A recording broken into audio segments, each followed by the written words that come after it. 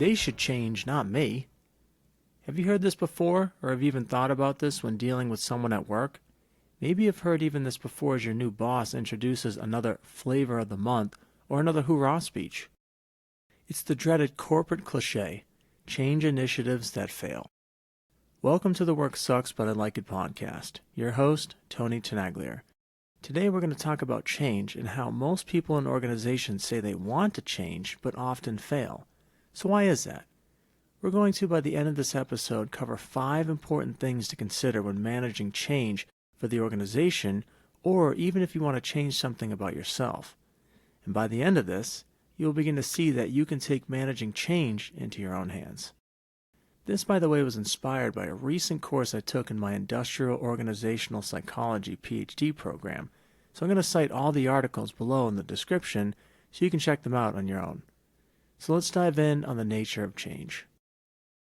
Change can help in solving problems, improving performance, and influencing future changes at organizations. However, change needs information to guide it, but it is not often presented effectively. Organizations have this belief that an intervention for change is sufficient to solve their problems, but are often unprepared to support the overall change process. The initial excitement of change tends to dissipate as there is a tendency for the team to revert to their already well-known processes and behaviors, or even fear the unknown.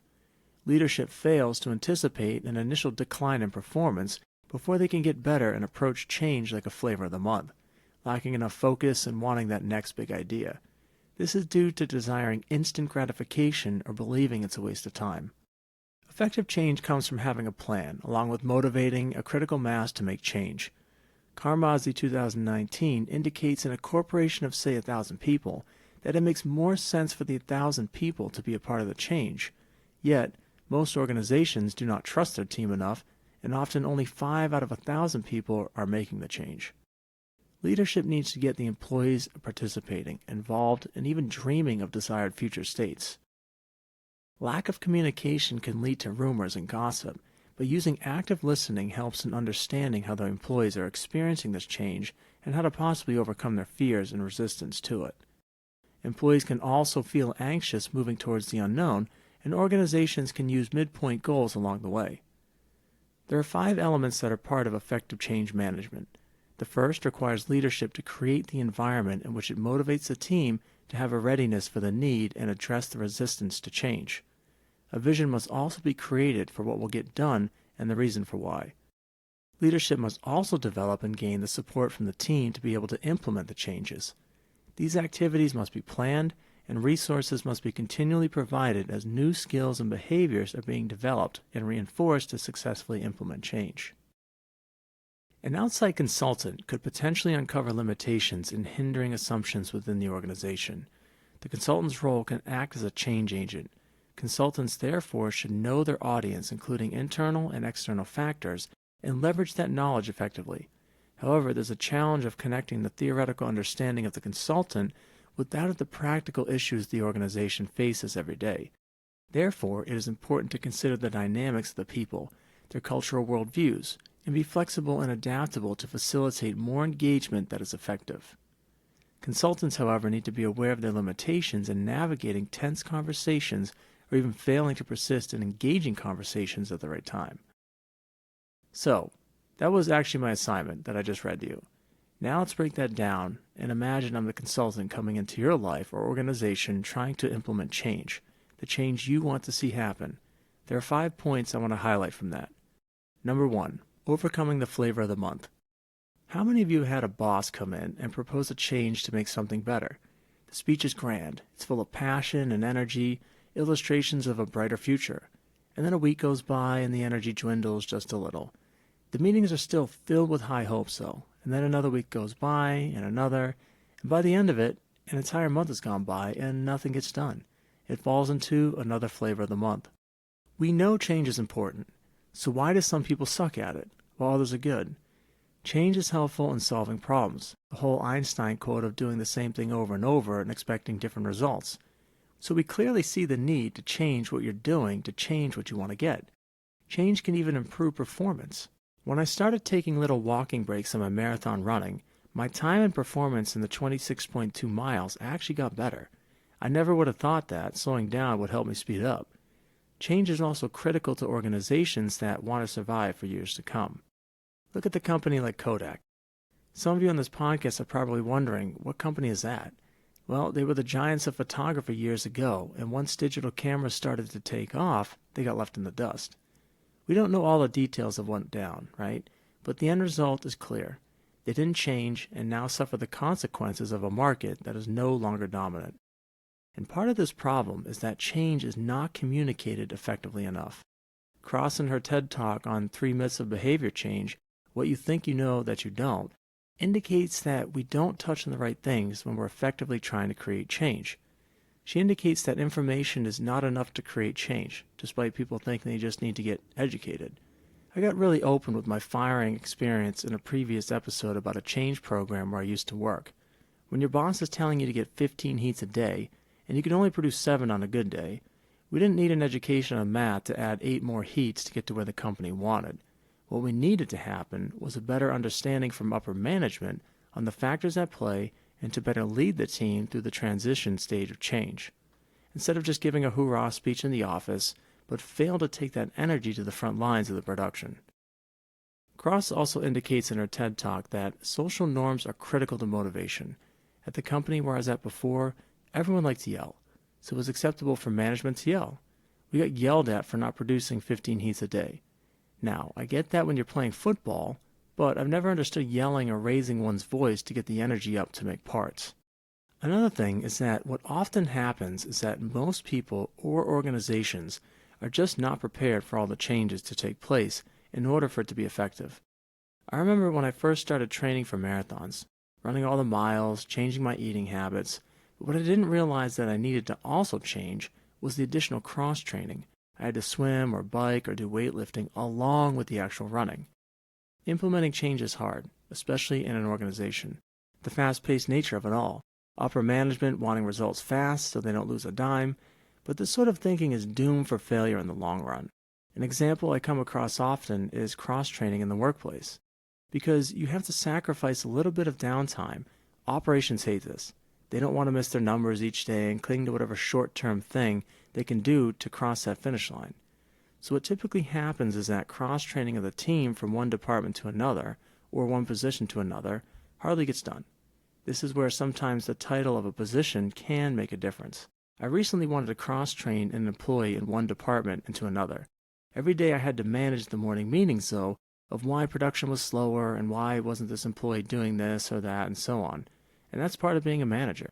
I feel the noise, but see the bigger picture for how the department and more importantly, this employee is growing. The other part of change in the flavor of the month is that there is a tendency to revert back to the ways of old. Habits are tough to break. I think the first thing I do to break a habit is one of 2 things in a department. 1, clean the area or reshape the equipment or layout. That in itself will create change. Why? Because stuff is literally moved around from where it usually goes. I do this sometimes even in my house, just to shake things up, moving the furniture or the bookshelves. The other is to adjust the procedure. There is a saying that defines my work. Say what you do what you say. You hear this all the time for all quality in the aerospace industry. Change the procedure, train to what is written, and audit the process and teach/coach the employees to the desired way of doing something.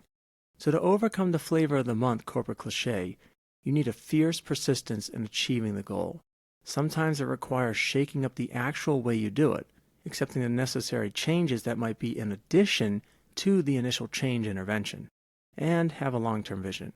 Sometimes, though, at the cost of short-term losses. Number 2, generating a critical mass to tip change.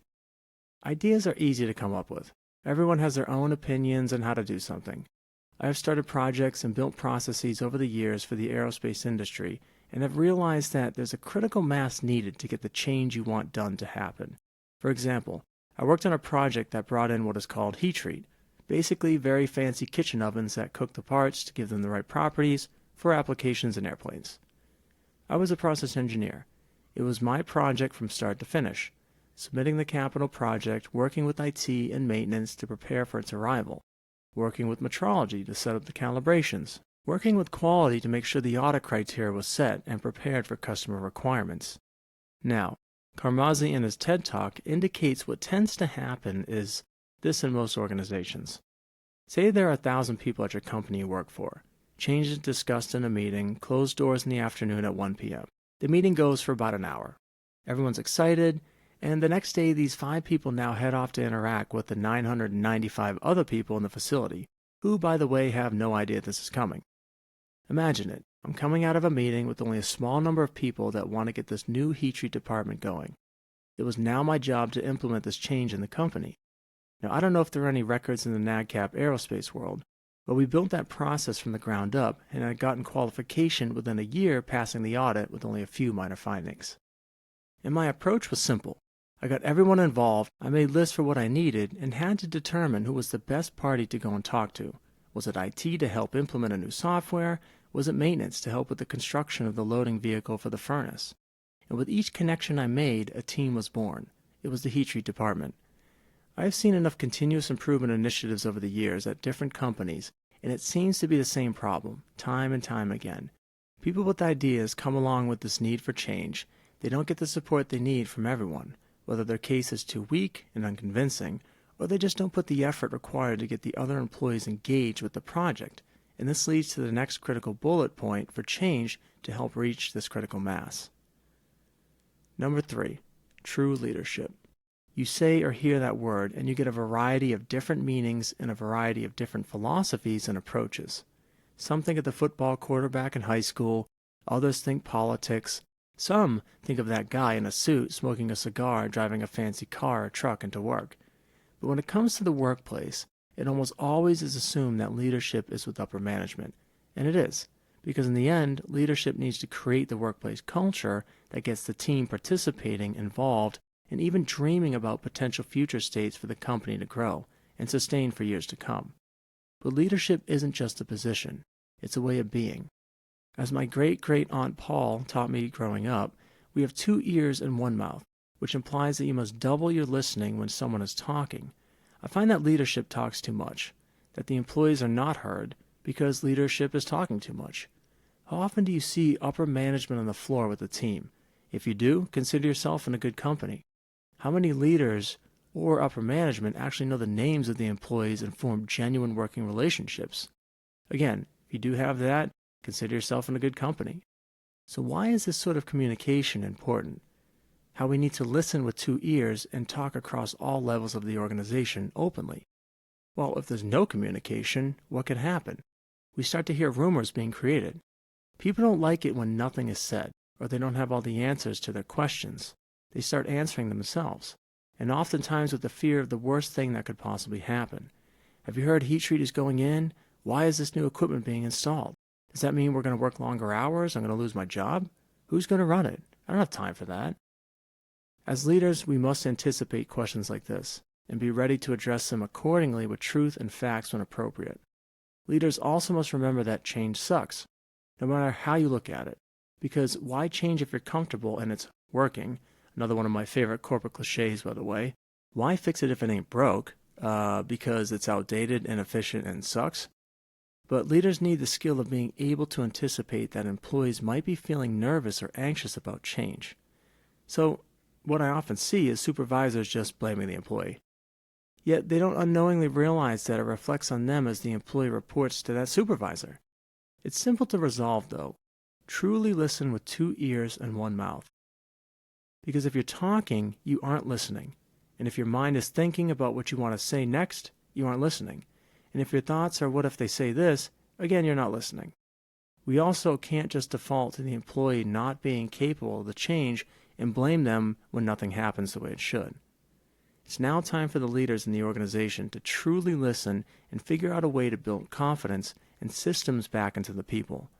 One quick and easy way is to establish midway goals, along with actually listening to what the team is saying. For example, we knew the heat treat department needed to be up and running and qualified for customers and NADCAP accreditation. So midpoint goals I established along the way were get operator trained to be a level B, and then learn pyrometry, perform the test trials for Quench, and so on. These little goals all led up to the main goal in the end, and the team earned the passing certification and accreditation to process parts. Leadership is needed today, not people with fancy titles. Number 4, effective change management. So we've talked about some key points of change so far, how to overcome that flavor of the month, generate a critical mass in the team to get the momentum for the change, and important reasons to have strong leadership to keep this momentum going. But now let's turn to an effective way to manage this change with a 5-element process. We need a roadmap to follow to put all the pieces together. The first requires leadership to create the environment in which it's going to motivate the team. Think of it like getting the field ready to plant the seeds and grow. Leadership needs to create the space in which the team can plant new ideas and have them grow. This environment is created every day, and not just because it was mentioned once in a meeting. Leaders are out there. I try and spend a good part of my day on the shop floor when I can. Number 2, creating a vision for the change. The vision should be aligned closely with leadership. It's going to provide the reason for change and describe the future state everyone is desiring.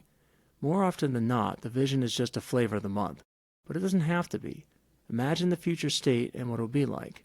When I was implementing the change of heat treat being brought in-house, I kept the vision alive by getting the team to see they were now owners of the process, that it was saving the company money, and we were having a good time actually learning the process and implementing it.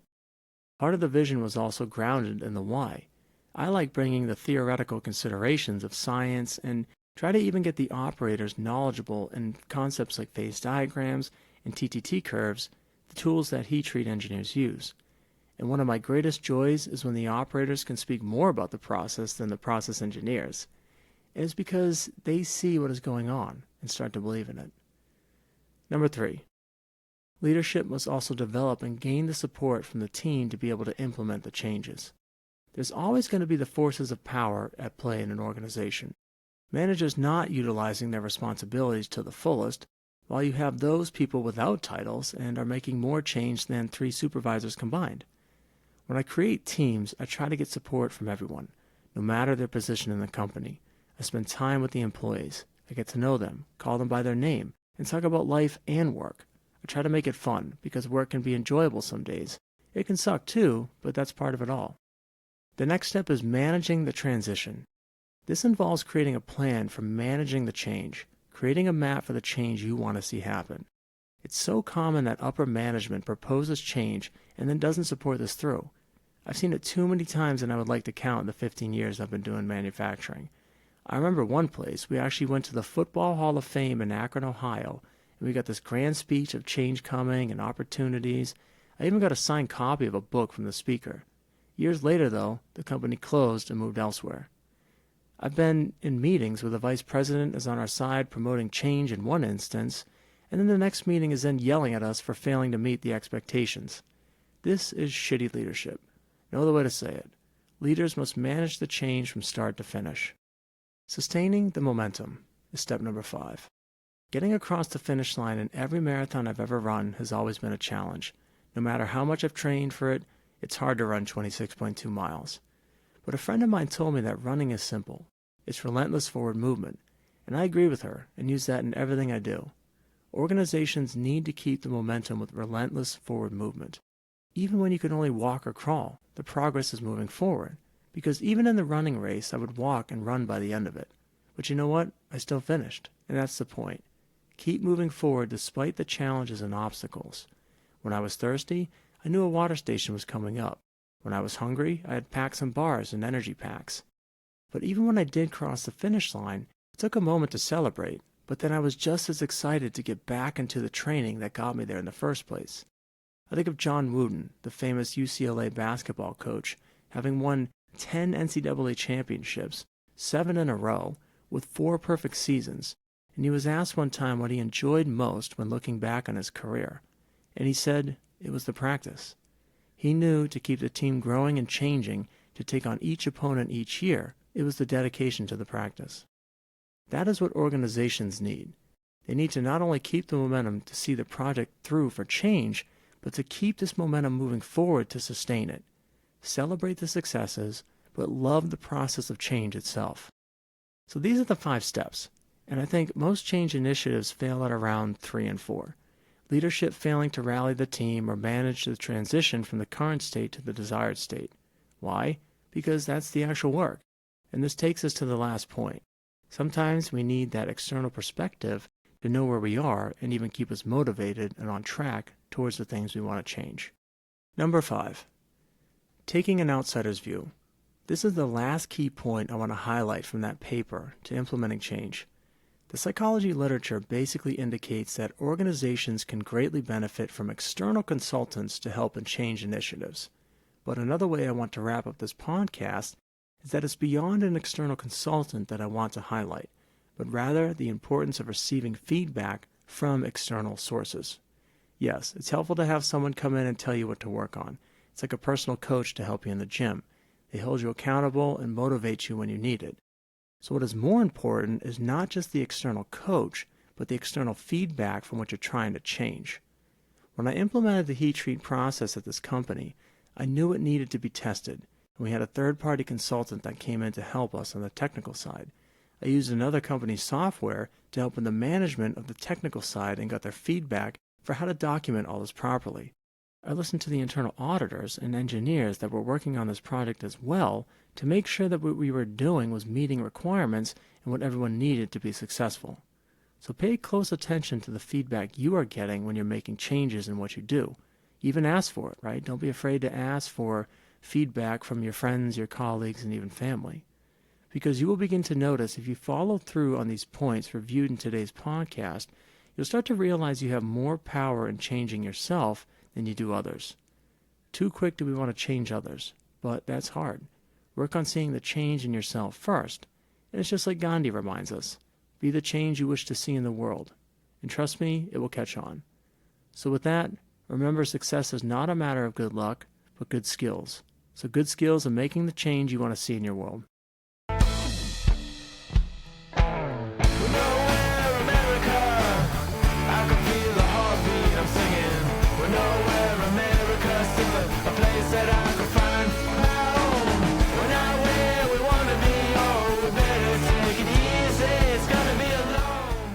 If you like what you heard, hit that subscribe button for more content in the future. If you'd like to be on a future episode, reach out to me at tony@philosophicalengineering.com. Thanks for listening to the show.